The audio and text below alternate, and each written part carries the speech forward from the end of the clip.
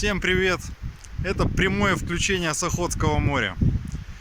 Сегодня у меня в планах вот в этом прекрасном месте сначала порыбачить с берега, а потом порыбачить с лодки в море. Ну вот, что лучше из этого получится, то и покажу. Надеюсь, что-нибудь клюнет. А так пока погода, конечно, благоволит, солнце, но начинается такой немножко мерзопакостный ветер, лишь бы он всю малину не попортил. Ладно, посмотрим. Поехали. А вот, кстати, наш местный морской шиповник. Это тут такая местная, опять-таки же, примета. Если зацвел шиповник, к берегу пошла горбуша. Вот, не знаю. Речек тут нет, поэтому на горбушу я не особо надеюсь. Но мало ли. Вот я вышел на точку, где собираюсь рыбачить. Вот прицепил такой пелькерочек с двумя осистами. У меня есть такая дурная привычка. Я никогда с собой почти не беру наживку на рыбалку. Я наживку стараюсь поймать на искусственную приманку. Вот как вот сейчас, просто на пустой пилькер. На пилькер поймаю несколько рыбок, порежу их на филе и буду их ловить на их же собственное мясо. Но если они на искусственную приманку будут неплохо клевать, то возможно и так и продолжу на нее ловить.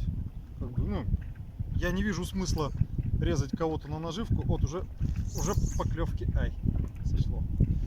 Я не вижу смысла резать кого-то на наживку, если вот прекрасно клюет просто на простую железную болванку. Вот опять поклевка. Не могу засечь.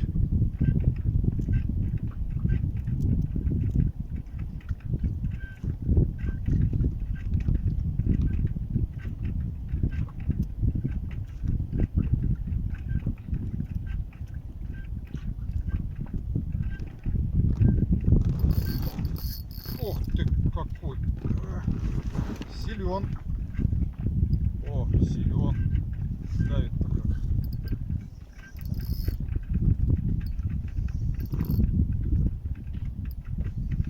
Все, давить прекратил.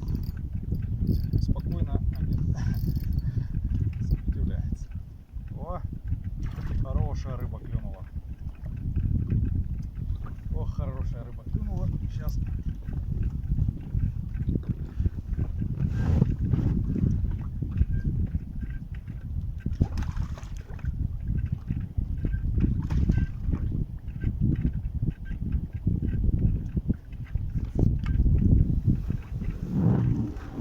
Вот такая вот рыбка клюнула.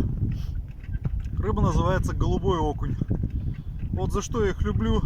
Вот только приехал, только кинул приманку, вот сразу вот такая вот прекрасная тварь. Просто пустой пилькер. На пилькере ничего, ни мяса, нифига. Просто железная болванка. И вот такой вот хряк. Так, а дальше для этих хряков у меня есть специальная схема. Дело в том, что морскую рыбу, ну вообще любую рыбу, но морскую в особенности, очень важно обескровить. Вот только она вот вам попалась, если вы ее не собираетесь отпускать, если вы ее хотите кушать, с нее очень важно спустить кровь, пока живая. Ну тут как бы аналогия со свиньей, с коровой. Там тоже важно при убое спустить как следует кровь. Я ему просто вот так вот просовываю под жабры веревочку со стопором, перерезаю горло и бросаю за борт. В таком виде окунь будет вкусен, нежен и приятен.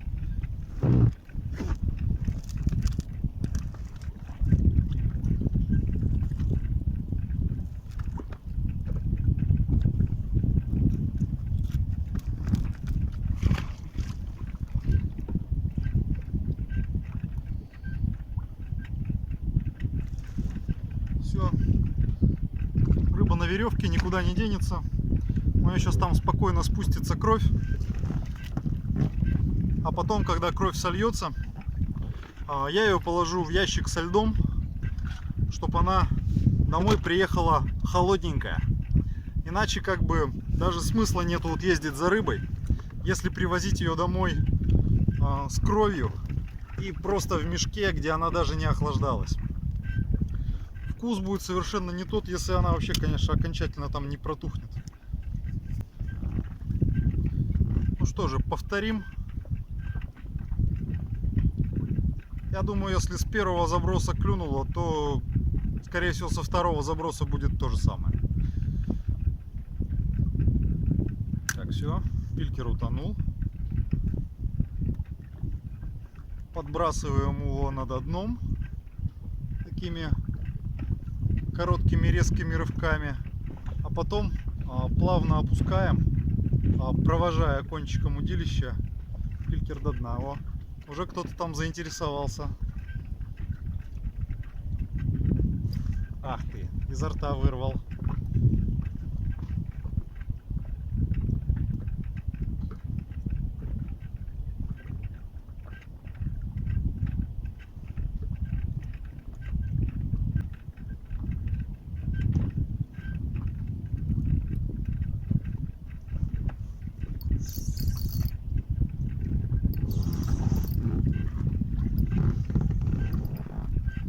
Такое ощущение, как будто я все-таки кого-то забагрил.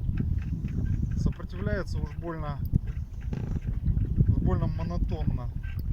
Просто равномерно давит без рывков.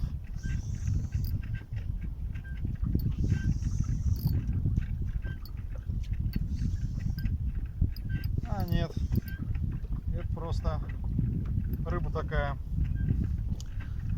Вот она приплыла.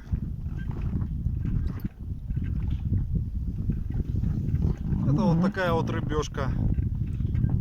Рыба здесь на Сахалине называется бычок. Так это по-научному там керчак какой-то. Вот такая вот у нее шипы на башке. Огромная пасть. Ну, такой не очень приятный клиент. Кушать его можно, но здесь его вообще в улов никогда никто не берет, потому что больно мерзкий на вид. Поэтому его всегда просто вот за борт все швыряют. Ну что же, третий заброс. Вот за что люблю море, никогда не знаешь, что сидит на крючке. Вот никогда. Вот сейчас вот получается у нас два заброса, две разные рыбы. Вот посмотрим, что будет на третий заброс.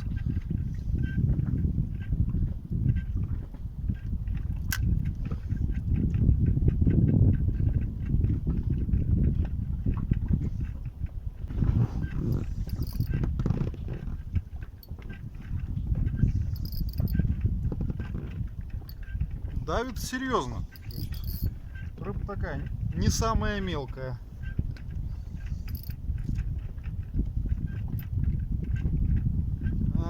Бычара. А нет, не бычара.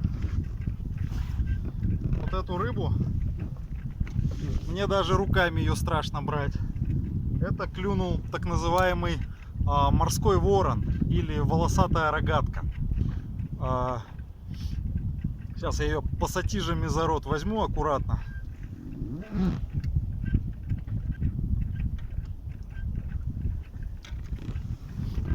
Вот такой вот фрукт. Она внешне похожа на бычка, но это только внешне. У нее гораздо более мощный рот с серьезными такими зубами.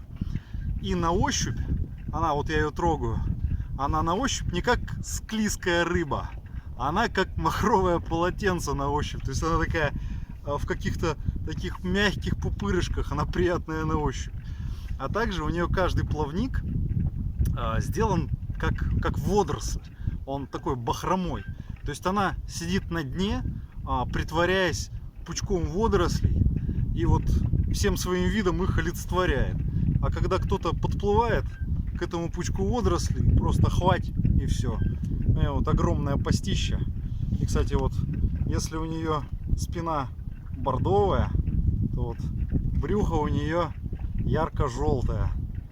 такое.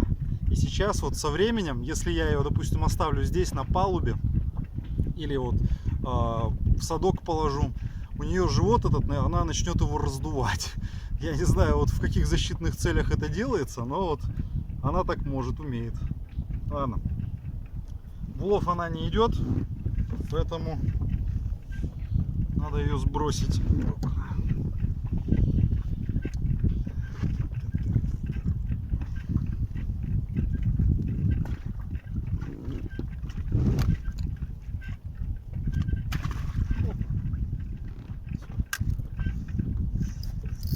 Ах ты, пока летел, уже кто-то сожрал. Вот и сейчас опять постоянно долбит. Вот там. Маленький кто-то попался, но кто-то очень бойкий и боевитый. Да, это попался. Ой, сорвался. Ладно. Если они так клюют, я думаю, сейчас на следующем опускании будет такая же история. Только опустится, тут же начнутся поклевки. Если он мелкий, он будет тюкать, пока не засечется. А если крупный, сразу прихватит так, что мало не покажется. Вот, только долетело. Только долетело, там уже кто-то бушует.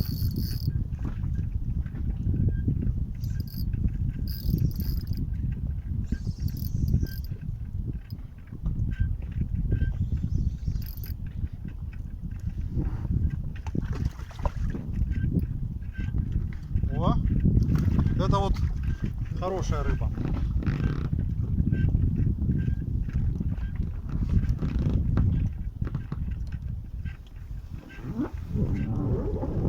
Рыба называется южный одноперый терпук. Прекрасная, очень вкусная, жирная рыба.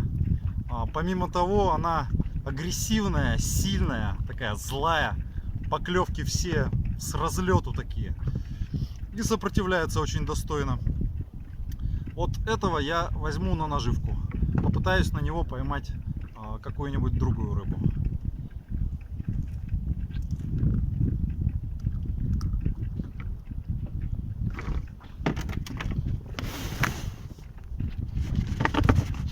Вот у нас ящичек.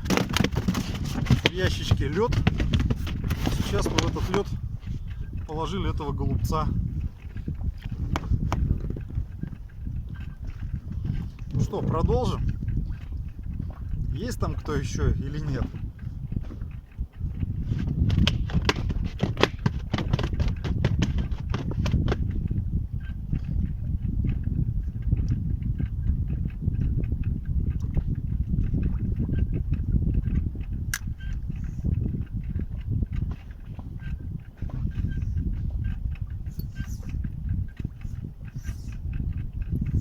Прям постоянно клюют, но очень маленькие, и они не в состоянии нормально съесть крючки, поэтому очень много пустых атак. Да, малявка. То, как поверхности воды подвел, тут же сорвался.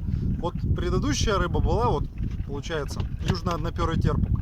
Вот это сейчас клюют тоже южные одноперые терпуги, только ну вот такого размера, маленькие.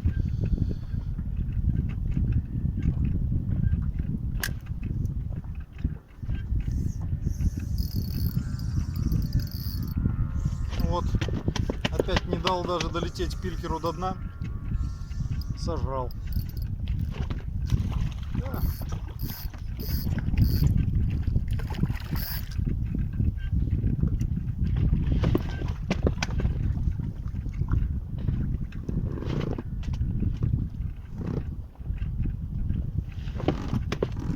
Вот он сам маленький, ротик у него маленький, и как бы не всегда у него получается качественно съесть. Но этого мы стряхнем. Наживка у меня уже вон лежит. А в пищу я его сегодня ловить не хочу, потому что я уже их ловил 4 дня назад и поймал достаточно.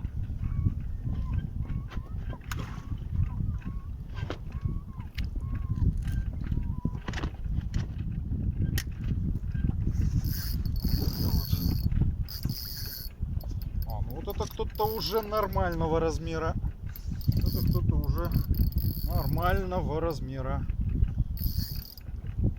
Как тащит-то?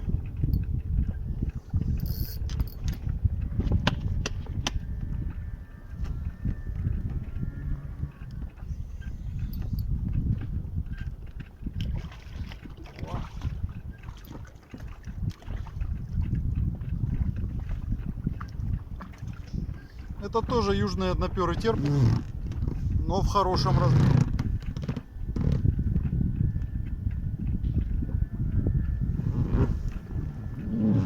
Вот такой. Сейчас смотреть приятно. Хорошая, сильная рыба. Но как бы сегодня не его день. Сегодня я ловлю голубого окуня.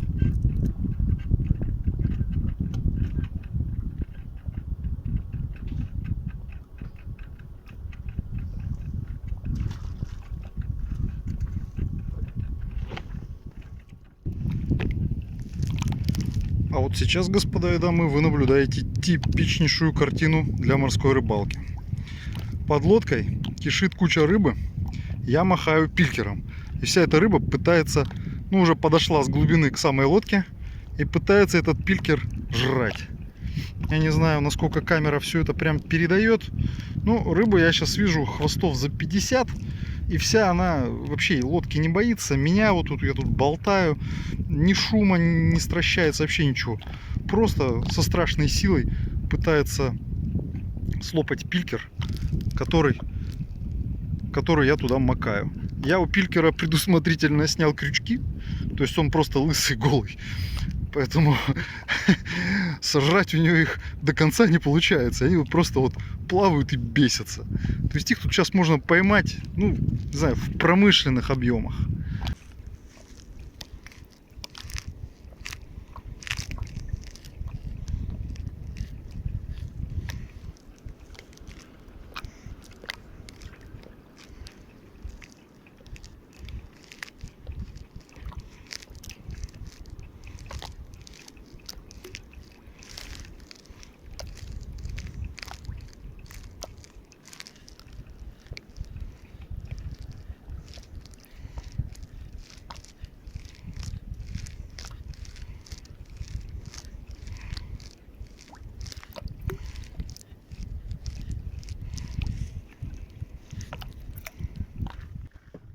Пока суть до дела, я вот пытаюсь уйти туда, где нет одноперого терпуга, и половить голубого окуня, но терпуг почти везде.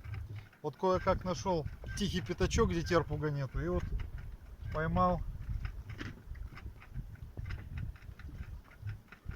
вот такого интересного гостя. Это самец зайцеголового терпуга.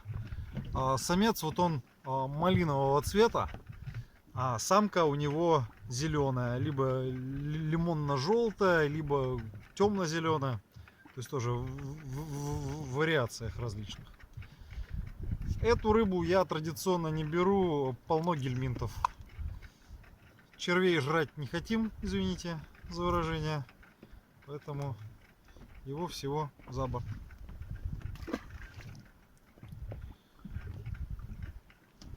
А сами продолжим.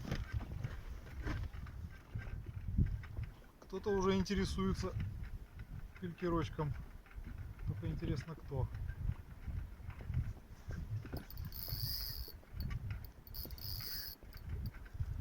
Это хорошая рыба. Ну, не тоже прям хорошая, а упирается. Сильная.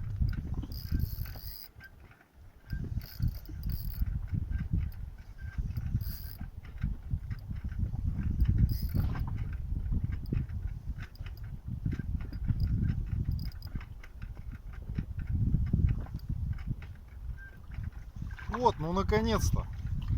Может же, когда хочет. Найдено место, где нет одноперого, а клюет голубой.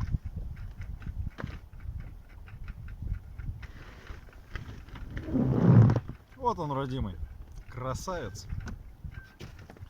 Сейчас мы его быстренько определим на место жительства. Попался тут еще один интересный клиент.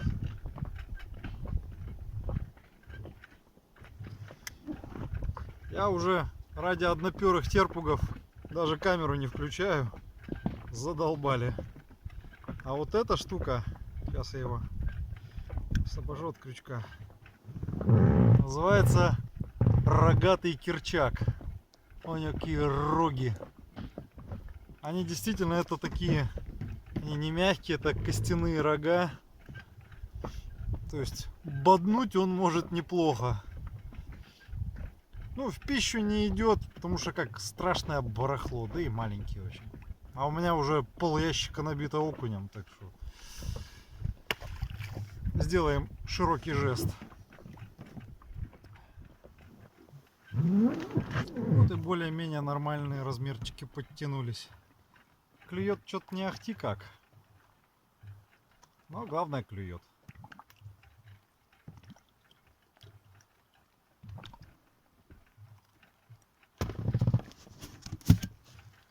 Опа. Ящичек-то потихонечку заполняется. Еще немного и складывать будет некуда. Но оно и к лучшему.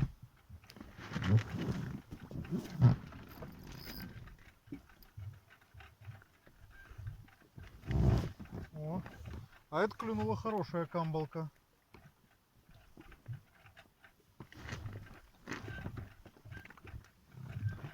Тоже приятный размерчик. Вот с такой и бороться приятно, и на сковородке такую видеть приятно.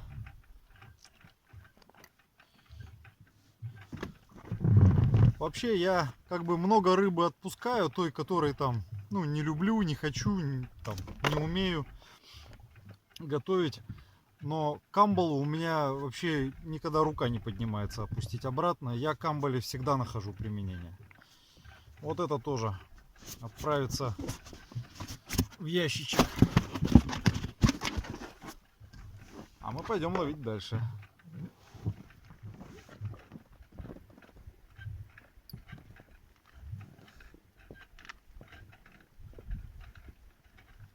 Окунишка нет-нет да поклевывает. Я уже почти тару заполнил окунем. Так что еще буквально парочку окушков, и я уже сворачиваюсь на берег. Пора и честь знать. Рыбалку тоже не стоит затягивать, иначе она перестает приносить удовольствие, начинает быть в тягость. Сюда крючок заживал, как этот. А какой. Не особо великий, но сойдет.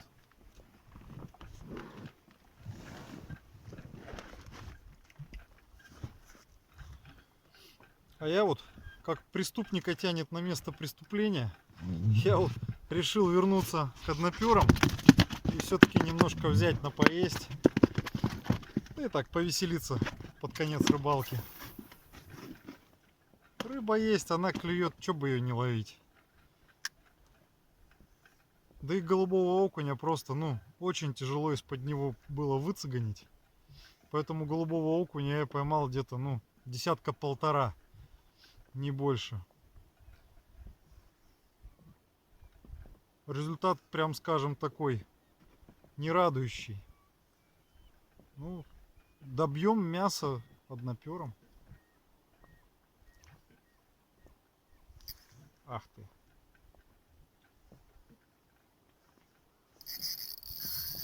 Доел.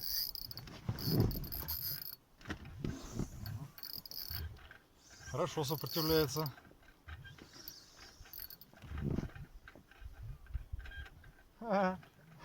Вот оно.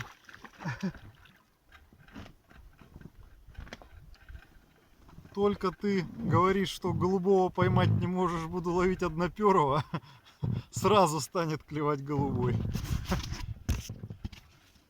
Ну, удовольствие. Бросаешь, рыба клюет, ты ее ловишь. Что может быть лучше?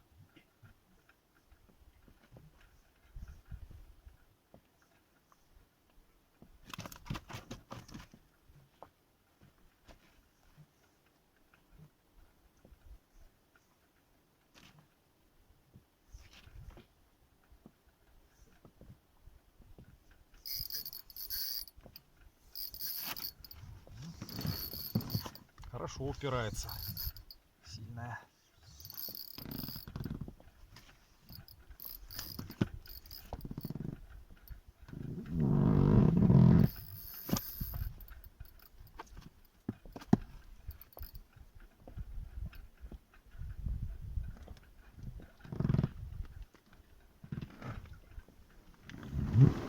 О, какой.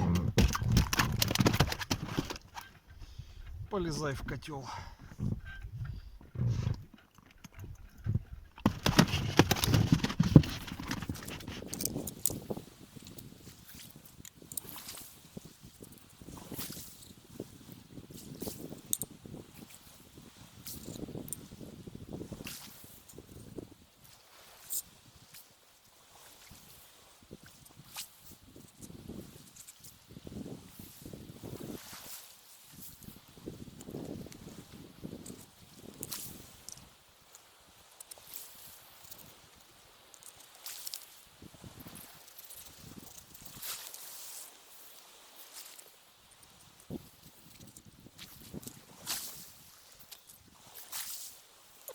Окушочек еще живой.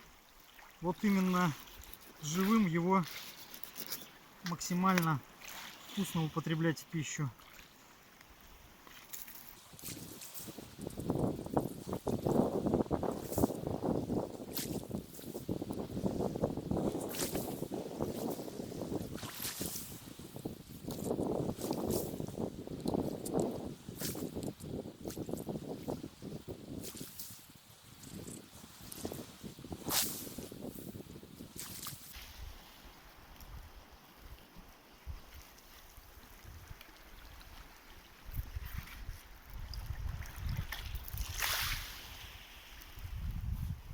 Ну вот, приготовление к ужину окончено.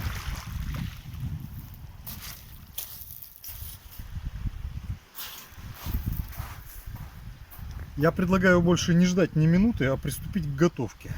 Я вот уже филешечку заранее присыпал солью, чтобы рыба успела взять немножко соли. А теперь немножко специй. Здесь я сделал смесь черного перца и кориандра. Мне вот кажется, что это сочетание для рыбы, особенно для морской, очень вкусно работает. У меня, правда, нет тарелок, но на Сахалине что хорошо, в лесу растут дикие тарелки. А дикие тарелки это вообще, это сказка. Мыть не надо, чистить не надо. Всегда на месте, всегда готовы. Так, вот это сейчас пойдет жариться голубой окунь.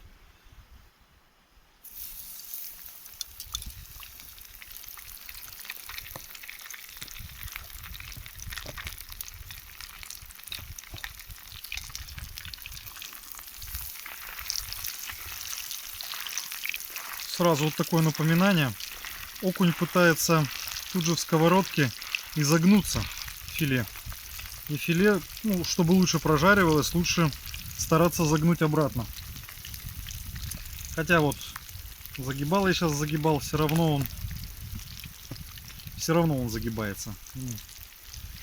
Ему плевать на мои старания.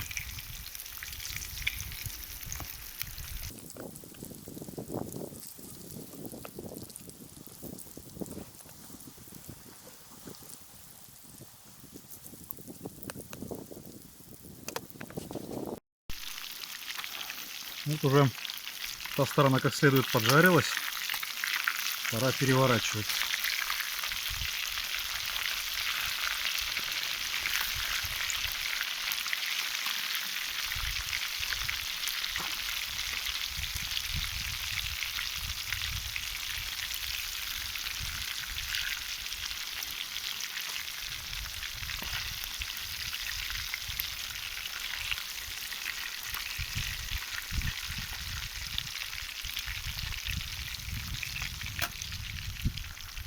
Ну что, рыба готова?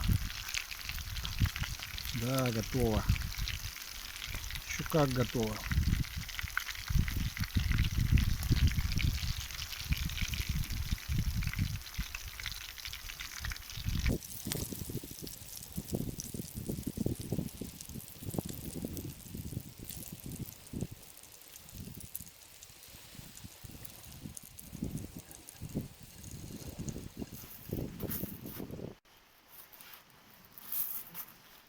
Пора приниматься за еду.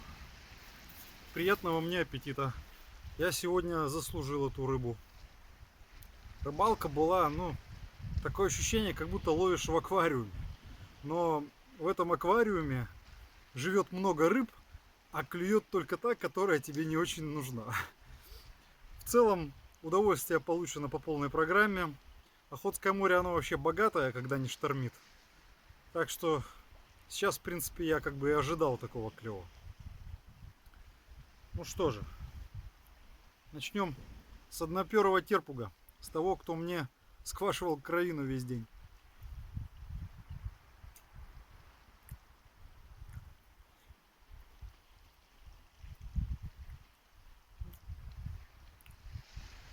Вкус свежей рыбы трудно с чем-то сравнить. И, кстати, на море, на берегу растет прекрасная приправа к рыбе. Это дикая петрушка. Она внешне похожа на петрушку, но аромат такой более пряный. Даже немножко ближе к кинзе, возможно.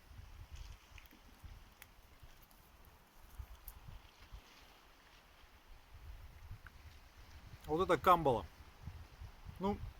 Я не пожалел, что сегодня зашел на камбаловые точки. Просто дело в том, что одноперый терпуг с голубым окунем никогда не будут стоять на тех местах, где стоит камбала. Это разные типы дна. Терпуг и окунь стоят на каменном дне, где капуста, а камбала стоит на песке, на иле и на мелкой гальке. И они редко когда пересекаются. Скорее всего, вообще никогда не пересекаются. Поэтому, чтобы поймать одноперого терпуга, нужно ходить в одно место. Чтобы поймать камбалу, нужно ходить в другое место. Вот я сегодня немножко покатался. И не зря покатался.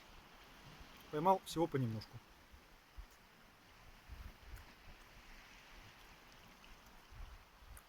Когда все называют камбалу морской курицей, я немножко недоумеваю. Потому что с курицей, на мой взгляд, вообще ничего общего. Ни с грудкой, ни с ножкой. Камбала офигенно вкусная рыба. И не похожа она ни на какую курицу.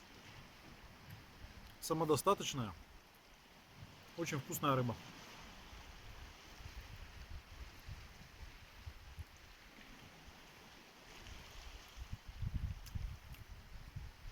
Голубой окунь. Вот сейчас я его ем и понимаю, что я не зря за ним весь день гонялся. Вот сейчас вот по вкусу он перебивает и терпуга, и камбалу. Просто великолепно.